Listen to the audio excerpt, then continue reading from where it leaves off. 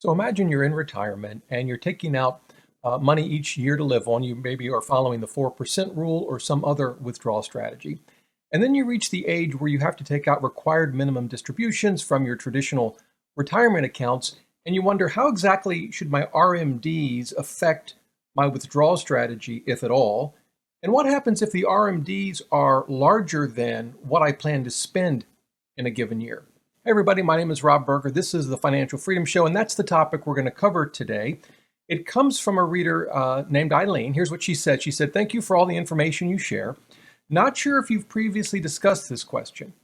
How does the 4% rule work in retirement once the person starts their RMDs? My husband waited until 70 to retire and will be taking RMDs next year. According to the withdrawal charts, he'll have to withdraw more than 4%. So that's a great question, Eileen. What we're going to do is we're going to go over briefly the 4% rule and how RMDs are calculated. Then I'll give you my view as to how the two should relate to one another. And then lastly, I'm going to show you a research paper. I'll link to it below the video. It actually uses the RMD method for your withdrawal strategy. I don't know that it's the best, but it's interesting, and I think it's worth sharing, so we'll do that at the end. So let's dive right in. First of all, for the 4% rule, fairly straightforward, but it can be a little confusing. We start in year one of retirement, taking out 4% of our total nest egg. So if we had $1 million, we could spend $40,000 in that first year. And then the confusing part comes with year two and thereafter, because starting in year two, we completely ignore this 4%, and we completely ignore our portfolio balance, whether it's gone up that first year or down, doesn't matter. What we do is we take the amount we took out in year one, in this case, $40,000, and we simply adjust it for inflation. And that's what we do every year thereafter. So that's the 4% rule. And if, say, you retire at 60 or 65, you're obviously starting using that or some other withdrawal strategy years before you have to take a required minimum distribution. Under today's laws, that typically starts at age 72, and you take RMDs, and the calculation is fairly straightforward. And in fact, let me show you a chart. This is from the IRS. I will leave a link to it below the video. And effectively what you do is you take your age. So here we've got a starting age of 72. And you simply take the balance from the end of the prior year of all of your retirement accounts that are subject to RMDs. Remember, for example, a Roth IRA is not. But in most cases, traditional retirement accounts would be.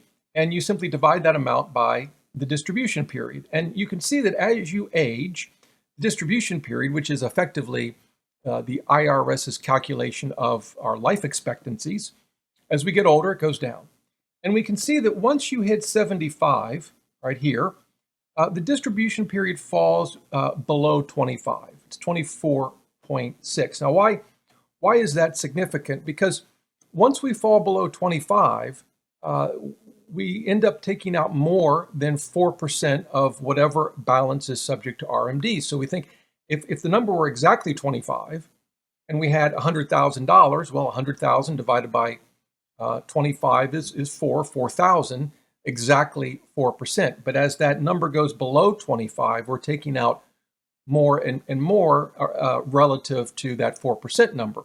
So the percentage that we take out goes up. And in fact, if you're either lucky or unfortunate enough, depending on your perspective, to live to be 120, the factor is only 2. So you're effectively withdrawing 50% of your remaining balance at the age of 120. So that's how a 4% rule works, and basically how the RMD works. By the way, there can be exceptions to the RMD calculation. So I think it's always important.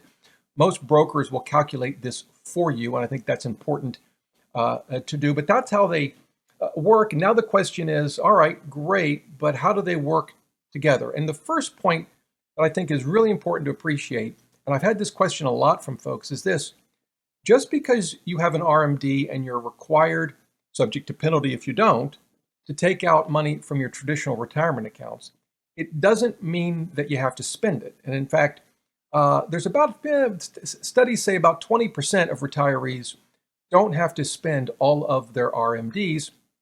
And so what would you do with it? Well, you'd have to take it out of the traditional retirement accounts, but you can simply put it in a taxable account and either invest it in a brokerage account along with however you invest your retirement assets, or perhaps depending on your needs and when you'll spend it, maybe it goes into a cash account, some sort of high yield savings account or certificate of deposit. But there's no rule that says you actually have to spend the RMD.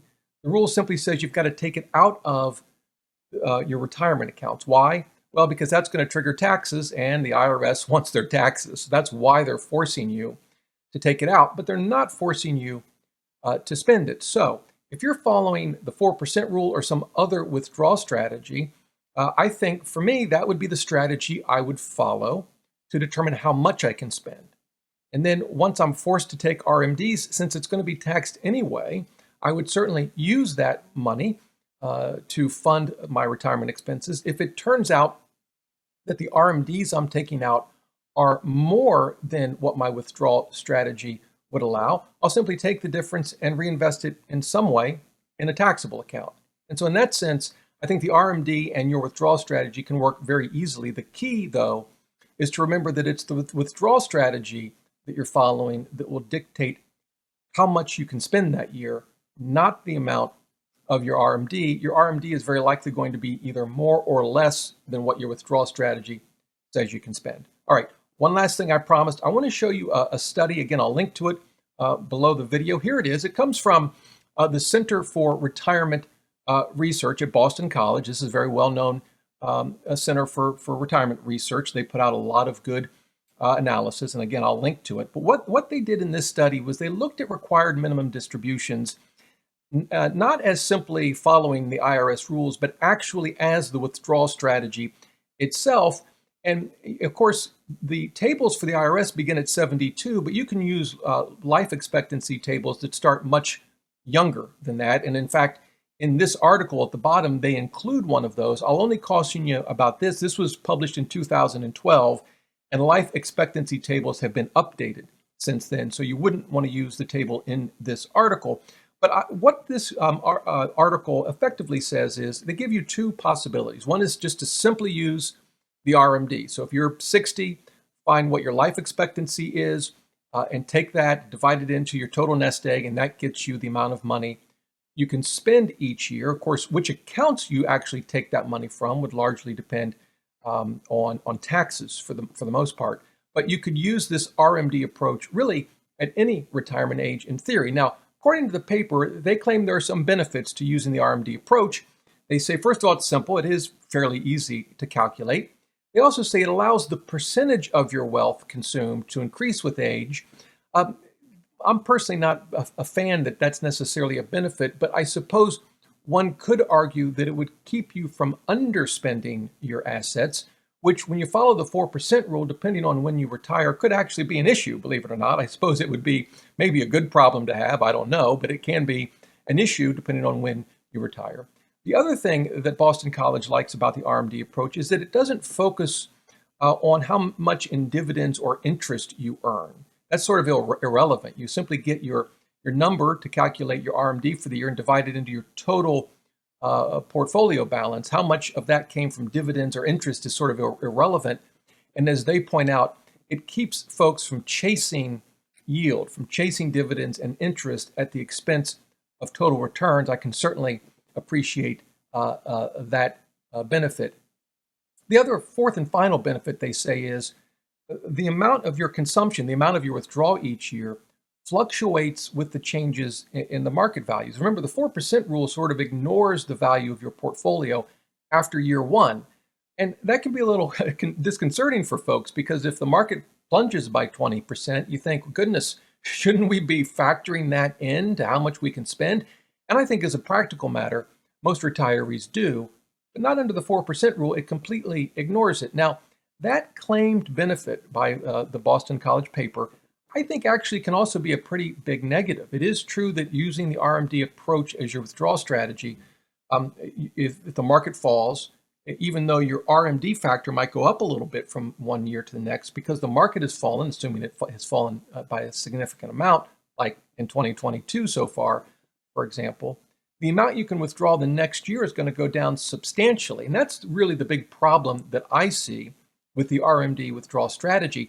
not only are you not keeping up with inflation, by the way, something pretty important in 2022 given our inflation rates, but how much you can spend each year could vary widely. I mean, it could be a wild roller coaster of a ride. One year you're spending $40,000 on a $1 million portfolio, and the next year you might only be spending 30, and that's while inflation is going up by 5, 6, 7, 8, 9%. And I think that's probably the single biggest downside to the RMD withdrawal strategy, and frankly, something that's not discussed in the paper. Now, one last thing, they do offer a modified RMD withdrawal strategy. And what they suggest is you first actually spend your dividends and interest. So each year you would calculate what your dividends and interests were on the portfolio. You take that out. And then with what's left, you apply the RMD withdrawal strategy. And the idea was that this might smooth some of the roller coaster ride that the stock market can take us on from time to time. And I suppose it might very well do that. Again, though, it does raise another issue. Remember, in the basic RMD approach, one of the things Boston College liked about it was it didn't cause you to chase yield, chase dividends and interest, but their modified RMD actually might, because remember, you can take out the dividends and interest first. That may cause us to favor investments with higher yields, even if our total return is sacrificed in the process. So at the end of the day, I'm personally not a fan, at least not convinced yet, that the RMD approach is a good withdrawal strategy, but I'll leave the paper, a link to it below the video so you can read it and decide for yourself. Well, there you go, Eileen. I hope that answered your question. If you have more questions, leave them in the comments below. Be happy to help you out any way I can. And until next time, remember, the best thing money can buy is financial freedom.